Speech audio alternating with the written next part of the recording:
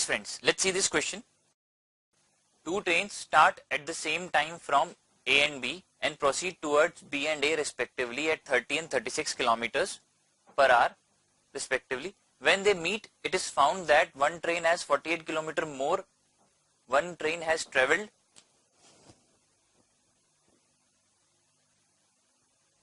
48 kilometer more than the other. What is the distance between A and B?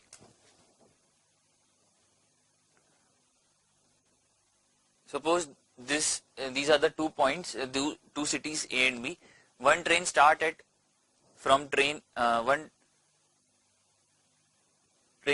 both the trains start simultaneously and their speeds are 30 and 36 kilometer per hour.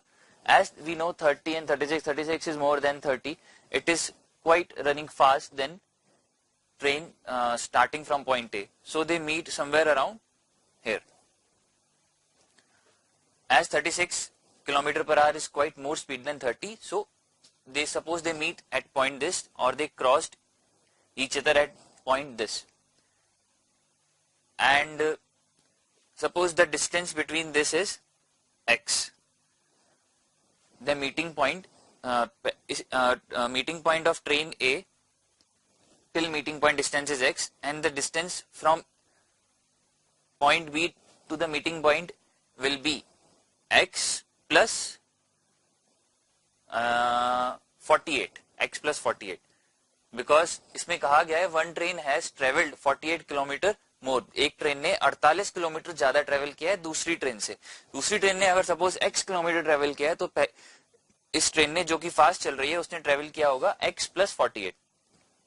Okay, suppose this is their meeting point. इस point पे आके मिलती हैं. अब meeting point तक आने के लिए यहाँ पे कैच क्या है, मीटिंग पॉइंट तक आने के लिए दोनों ने सेम टाइम लिया है. ट्रेन जो ए से चली है वो मीटिंग पॉइंट तक उसने भी टाइम उतना ही लिया है जो ट्रेन स्टेशन बी से जो ट्रेन चालू हुई है मीटिंग पॉइंट तक आने के लिए. सो ट्रेन ए से मीटिंग पॉइंट तक का टाइम और ट्रेन बी का मीटिंग पॉइंट तक का आने का टाइम बराबर है. अब as we all know, speed is equal to distance upon time, and so that time is equal to distance upon speed. So time of A, time taken by A to reach the meeting point will be distance upon speed. Distance is x upon speed is 30, and time taken by B to reach the meeting point, distance is x plus 48, क्योंकि उसने 48 kilometre ज्यादा travel किया है, upon speed 36. सब अब इनको cross multiply कर लो. 6 5 30, 6 6 36. It will be 6x into 5x plus 48. 6x is equal to 5x plus 240. X is equal to 240 kilometre. अब यहाँ पे यूनिट्स आप चेक कर लीजिए. ये x जो है डिस्टेंस किलोमीटर में होगा हमने सपोज किया है, और ये जो टाइम है, ये जो स्पीड है, ये भी किलोमीटर पर आवर है, और टाइम भी जो आएगा फिर आवर्स में ही रहेगा क्योंकि स्पीड किलोमीटर पर आवर में. तो डिस्टेंस 240 किलोमीटर आ गया. अब डिस्टेंस 240 किलोमीटर मींस ए से लेकर जो ट्रेन ए से शुरू हुई और मीटिंग पॉइंट तक आई है उसका डिस्टेंस है 240 kilometre. What is the distance between A and B? A से लेकर बी तक का डिस्टेंस क्या होगा? ए से लेकर बी तक का डिस्टेंस होगा x प्लस 48. यहां से लेकर यहां तक का डिस्टेंस, सो 240 प्लस 48 मीन्स 480 प्लस 48.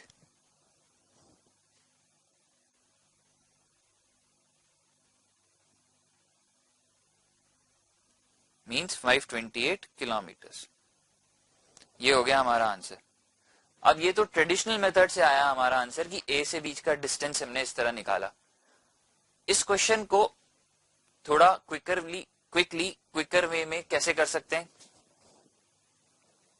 अब दोनों के बीच एक है ट्रेन जो कि 30 की स्पीड से है और एक है ट्रेन जिसकी स्पीड है 30 किलोमीटर पर आवर का मतलब वो 30 किलोमीटर चल रही है एक घंटे में, और ऐसी 36 किलोमीटर पर आवर का मतलब वो 36 घंटे चल रही है दूसरी ट्रेन एक घंटे में।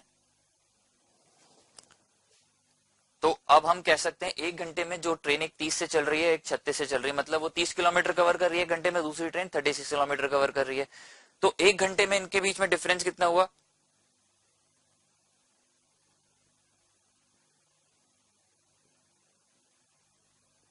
एक घंटे में ये इनके बीच में 6 किलोमीटर का डिफरेंस आ जाता है।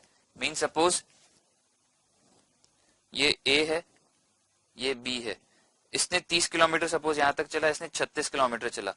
तो अगर ये x चल रही है तो ये x प्लस 6 चलेगी पहले घंटे में, सिर्फ पहले घंटे के लिए।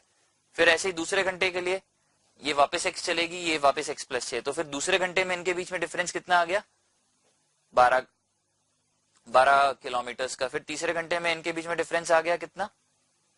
18 किलोमीटर्स का। सो हमारे पास डिफरेंस आ गया है,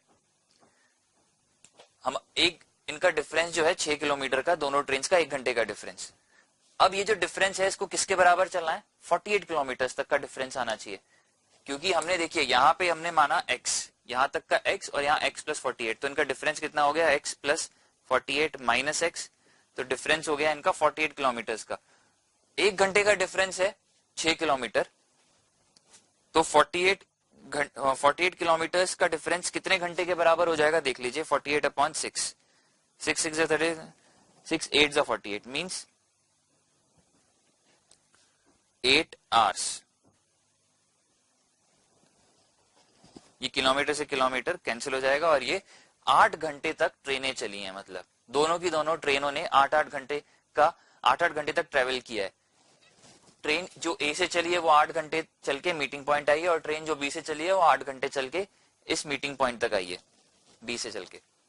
सो अब इनके बीच में दोनों ट्रेनें 8-8 घंटे चली हैं।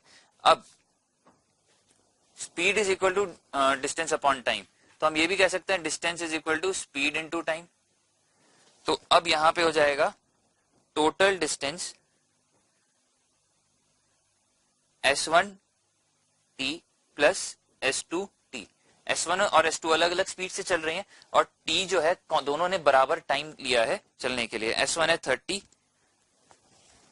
So it will be 30 into time कितना है 8। S2 है 36, टाइम है 8। S8 into 30 is 240 and 8 into 36 288। अब इन दोनों को जोड़ेंगे तो इट विल बी 528 किलोमीटर। तो देखिए ये और ये वापस सेम आ गए, बट हमने पूरे के पूरे क्वेश्चन को सिर्फ इस डिफरेंस के थ्रू ही कर लिया। यहाँ पे 48/6 सीधा ये स्टेप लिखना है, ये तो मैंने समझाने के लिए किया है कि एक घंटे में 30 किलोमीटर चल रही है दूसरी 36, दोनों के बीच में डिफरेंस कितना है एक घंटे का? 6 किलोमीटर। बट टोटल डिफरेंस कितना है इन दोनों के बीच में? 48 किलोमीटर यहाँ से हमने निकाला, तो 48/6 मतलब दोनों ने 8 आवर्स की जर्नी ट्रेवल की है। सो इनके बीच में फिर टोटल डिस्टेंस क्या होगा? S1t plus S2t। S1 और S2 अलग अलग स्पीड है और टाइम दोनों का एक ही है, और फिर इन दोनों को ऐड करके वही सेम डिस्टेंस आ जाएगा। तो आई वुड से आपको ये अप्रोच यूज करनी चाहिए S1t S2t जिसमें डिफरेंस है, क्योंकि थोड़ी क्विकर अप्रोच है, इसमें टाइम कम लगेगा एज कम्पेयर टू दिस। इसमें कैलकुलेशन ज्यादा होंगी, क्योंकि पहले आप डिस्टेंस निकालोगे फिर उसको ऐड करोगे, वो ये बेटर होगा।